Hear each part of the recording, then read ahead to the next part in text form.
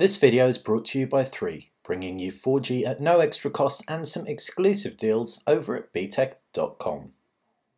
Hey guys, welcome to bTech. It's Basil here with an LG G3 and a Samsung Galaxy S5. The Samsung Galaxy S5, Samsung's latest flagship, the LG G3, LG's latest flagship.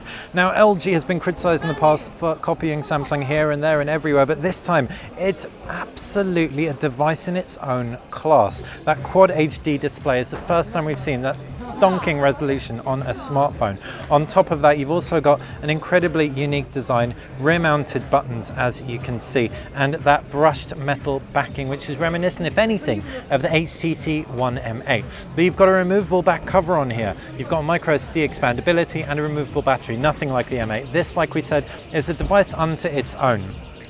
As for the key design highlights, both devices have front-facing cameras. The LG G2's front-facing camera has an f2 aperture.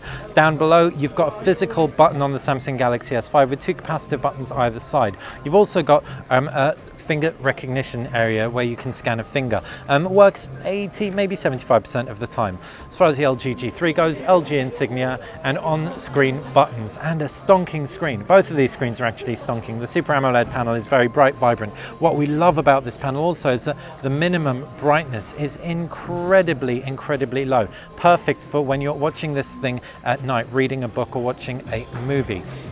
As far as key design highlights on this thing goes, hardly any bezel because you have no side-mounted buttons. Up at the top is an infrared blaster, down at the base, micro USB port and 3.5mm jack, flipping it round, 13 megapixel rear-facing camera, optical image stabilized at that, dual flash 111 call for perfect white balance. Then you've got volume controls and a button. That's a power button and a camera button. You've also got laser autofocus for autofocus in as little as 0.26 or 0.27 seconds. We can't remember the exact figure.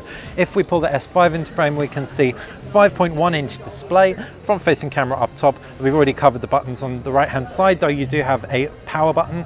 You've got a slightly plasticky, well, it is plasticky chrome effect, and it does kind of not feel quite as premium as all the other flagships out there, unfortunately. The thing is water resistant though, so if we were to pull open the front and flap cover, you've got a micro USB 3 port and it's under a flap because of that fact.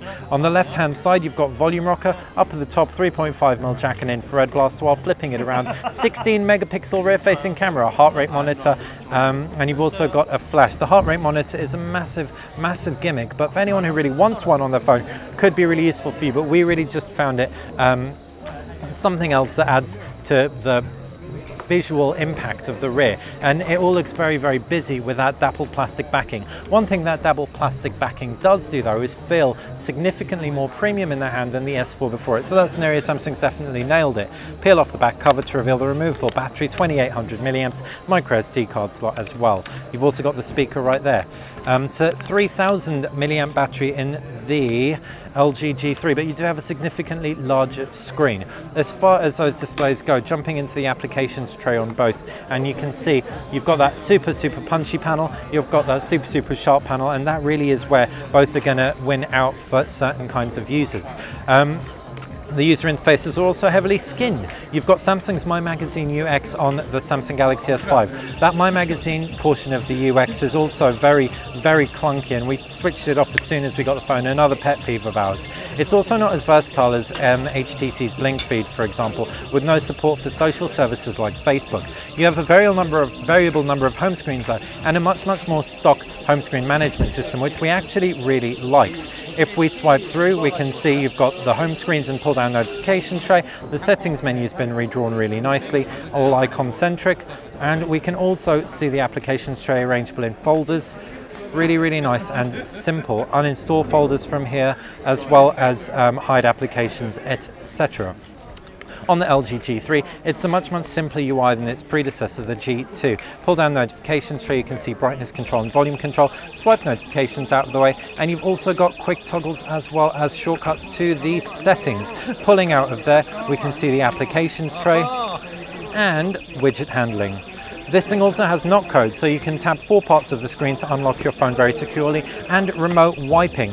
What's also really cool about this thing is the camera. The camera, aside from being 13 megapixel, optical image stabilized, and autofocus with laser support, you've also got a redrawn menu camera system. So rather than the clunky UI that was very similar to the Samsung UI of old, i.e. like this, for example. It's all looking a lot more streamlined. You can hide everything, and you can take a picture with a simple tap, and you can also expand everything by tapping the 3 dots.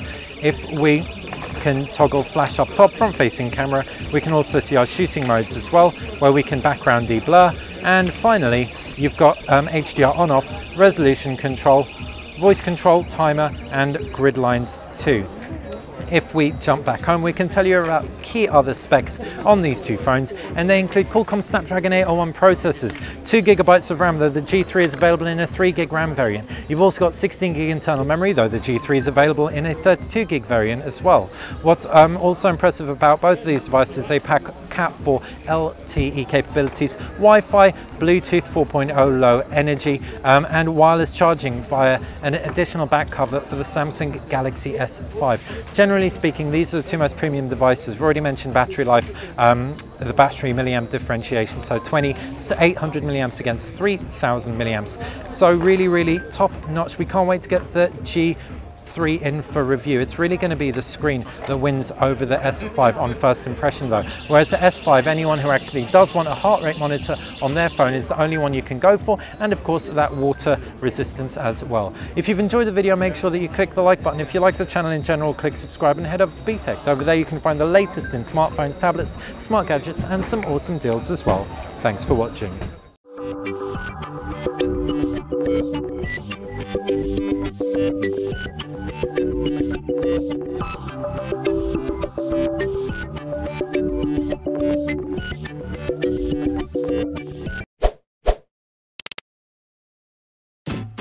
At the top of the screen is where you can find 3 hand-picked videos for your viewing pleasure. On the left is where you can subscribe, and on the right hand side you can find some exclusive deals if you head over to btech.com.